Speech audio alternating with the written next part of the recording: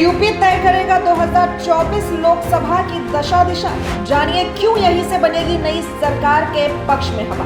दिल्ली के मुहाने पर बसा पश्चिम यूपी राजनीतिक गलियारों में काफी ज्यादा मायने रखती है। पश्चिम यूपी के राजनीतिक तासीर पूरे देश पर असर करती है। पिछले लोकसभा चुनावों की बात करें तो 2009 से लेकर 2019 तक पश्चिम यूपी के मतदाताओं ने भाजपा के पक्ष में माहौल बनाने में अहम भूमिका निभाई है। यही कारण है कि चुनाव चाहे लोकसभा के हो या फिर विधानसभा के, भाजपा, कांग्रेस, सपा, बसपा ने अपने चुनावी प्रचार का श्री गणेश पश्चिम यूपी की धरती से ही किया है। पश्चिम यूपी के राजनीतिक समुदायों और जातियों के समीकरणों की पगडंडियों पर टिकी हुई है। किसी पार्टी को अगर प्रदेश में या देश में सरकार बनानी है तो सभी को पश्चिम यूपी की पगडंडी का संतुलन और उसे मजबूत रखने की कवायद लगातार करनी पड़ती है। पश्चिम यूपी की राजनीतिक तासीर का हाल कुछ ऐसा ही है। यहाँ से निकली आवाज दिल्ली तक गूंजती है, जिसका असर पूरे देश की राजनीति पर पड़ता है। यही कारण है कि 1990 में जब जनता दल की सरकार बनी तो पश्चिम यूपी का इसमें बड़ा योगदान रहा था। 1989 में हुए आम चुनाव में जनता दल को देश भर में 144 सीटें मिली थी, जिसमें पश्चिम यूपी की 10 सीट गठबंधन के खाते में गई थी, जिसने वीपी सिंह की सरकार बनाने में अहम भूमिका निभाई थी। आम चुनाव में पश्चिम यूपी की दिशा तय करते हैं जाट और किसान। इस इलाके में कहा जाता है जिसके जाट उसके ठाठ। पश्चिम उत्तर प्रदेश के खेतों की मिट्टी जितनी उपजाऊ है, जाटों और किसानों के वोट भी उतने ही अहमियत भारतीय राजनीति में वैसी ही नजर आती है। यूं तो पूरे यूपी में जाट समुदाय की आबादी 4 से 6% के बीच है, लेकिन पश्चिम यूपी के कुल वोटों में इसकी हिस्सेदारी लगभग 17% तक है। अब इस बात पर गौर करते हैं कि आखिर लोकसभा चुनाव 2024 में पश्चिम यूपी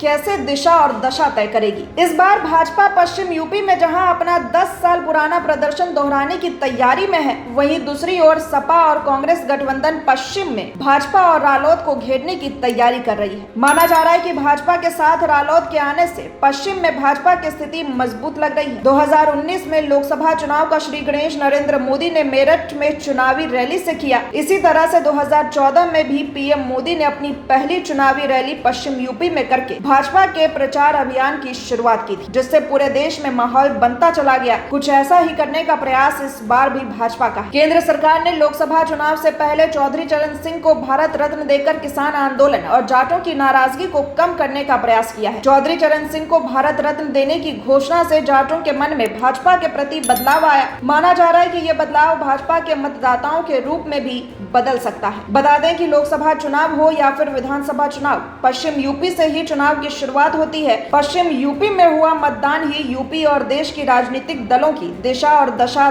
दोनों तय करता है। 2009, 2014 और 2019 का लोकसभा चुनाव इसका उदाहरण रहा है, जिसने भाजपा के पक्ष में माहौल बनाया और पूरे देश में बनता चला गया।